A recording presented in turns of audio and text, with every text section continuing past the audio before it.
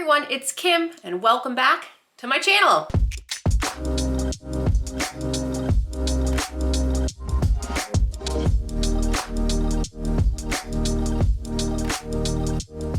Welcome back to my channel. As you saw, there's finally some rebranding on this channel, and going forward, I might still call myself Bookmarks and Breadsticks, but in terms of the evolution of what I'm reading and what I'm doing with my channel and also my small business, Read It and Eat Boxes, I think it only makes sense to have the branding consistent across all my social media channels. So welcome to Read It and Eat. I am here today, and if you're new to my channel, my name is Kim, and I love to read everything about food. That can be predominantly in nonfiction. I love food history. I love a chef's memoir, but I do branch out into other food stories, whether it's a cozy culinary mystery or romance, fiction, and everything in between. And I'm here today to bring you my February wrap up.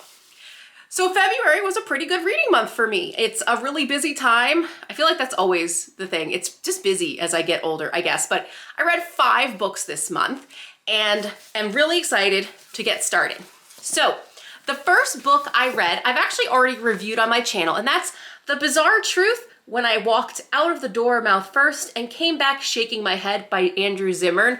I did a full review of this book on my channel. I'll link it above and down below. And this is all about Andrew Zimmern, who is best known as the host of Bizarre Foods on the Travel Channel. So this isn't really a memoir, it's a culmination or a couple of stories about his adventures and what he's learned about being a voracious and curious eater. It was a really fun book, and I hope you check out the full review. Second book is a book I received for Christmas, and this is Shunas Journey by Hayao Miyazaki. So I love Miyazaki, I love Studio Ghibli films. My first dance with my husband was actually Merry-Go-Round of Life from Howl's Moving Castle. We had a whole Miyazaki themed wedding planned, and unfortunately COVID happened. I had a COVID wedding instead, but Miyazaki is very near and dear to my heart, and I actually remember Shuna's Journey as the inspiration to some of Miyazaki's later films, such as Princess Mononoke and Nausicaa of the Valley of the Winds. This is the first time it has come to the English language and is fully illustrated, so it has been translated and has all of the beginnings of the beautiful work I think you would recognize if you are a fan of anything Studio Ghibli and Miyazaki. Really great, really loved it, and you can tell it's just the beginning of something more. Third book in this review, I realized the first 2 went quick. The next one is A Touch of Moonlight by Yafa S. Santos. Yafa is the author of a other foodie story called Taste of Sage that I have reviewed on my channel, and I will link it up above and down below. That came out a couple years ago, and I liked the story but had issues with the audiobook narrators. So in this one, I went for the physical and read the book. So this is a new book that came out in 2022. I got it for myself as a birthday gift, so I am still working through all that back catalog behind me. So let me read the back for you, excuse me. Larimar Cintron works hard at 3 things. Her job as a brand manager for Beacon Foods, a New York City-based corporate bakery chain, taking care of her parents and her abuela, and hiding that she's a chiguapa, a mythical creature of Dominican folklore. Larimar may only be a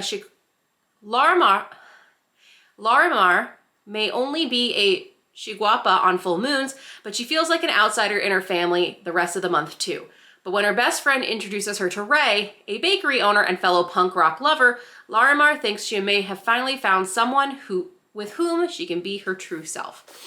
So the major conflict of this is that she works as a brand manager and is looking for this promotion, and she works for this corporate bakery chain. And of course, she's going to open a new bakery right across the street, she learns, from Ray's small family-run business. So there's that plot line, the plot line of holding the truth of her mythical background. And I really loved learning about the Dominican food. There are recipes in this book also, which is great. And this is a slow burn kind of romance. There's not a lot, if any, kind of love on the page, but I really enjoyed being thrown head first into this Dominican folklore. I had never learned of what a chiguapa is. And I actually had to Google it and I looked it up on Wikipedia, and it was a really, really amazing, immersive story.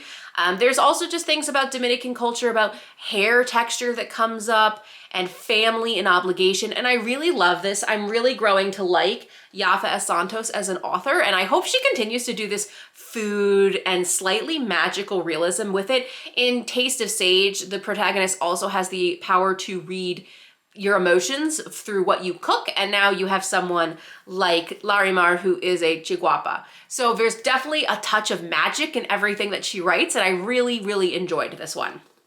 Okay, so rounding out the month, I also read 2 memoirs. The first one is a 2023 release that had a foreword or a little blurb on the front from Victoria James. Victoria James is the memoir and first female sommelier.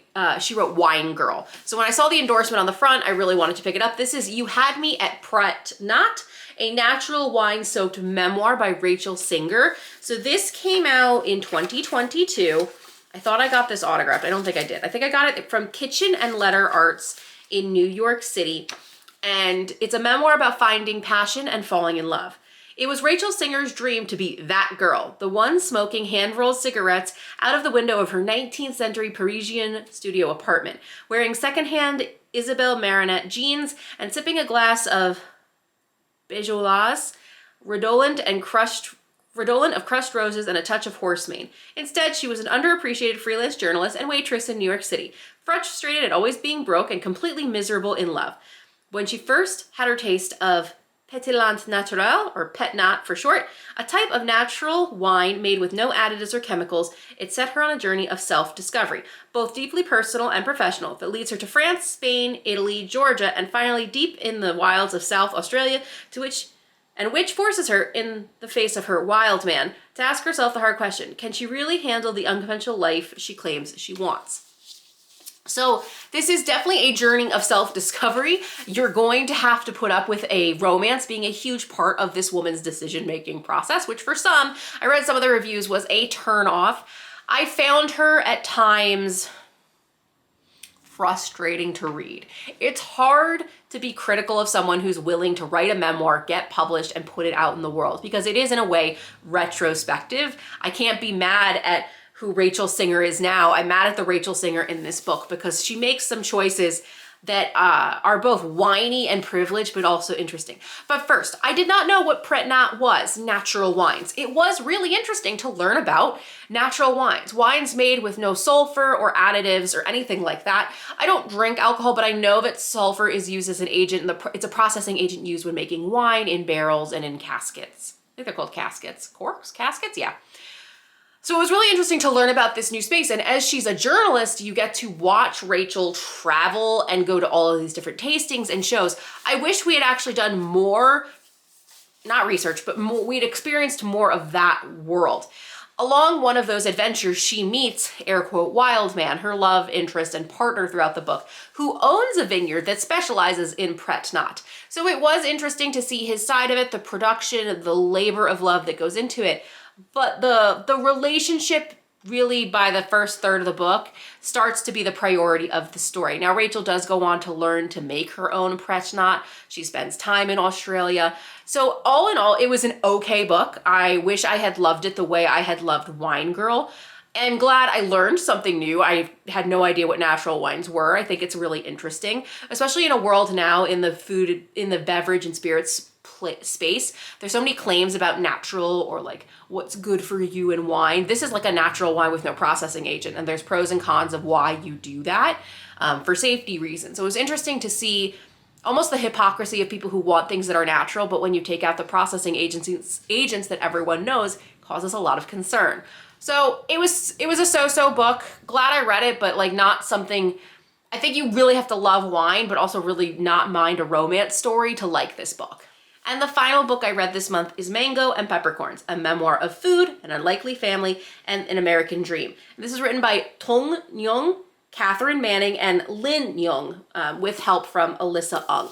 I listened to this as an audiobook. I was traveling for work and thought, boom, 5 hours between all the two true sets of flights with layovers, easy to finish. So It's a deeply personal story of two unlikely friends who bonded through food and against all odds turned a 4-table restaurant in Miami's Little Havana into a nationally acclaimed destination. So Tong is a refugee. She escapes during the fall of Saigon and ends up in a refugee camp and ultimately relocated to Miami, to the home of Kathy Manning.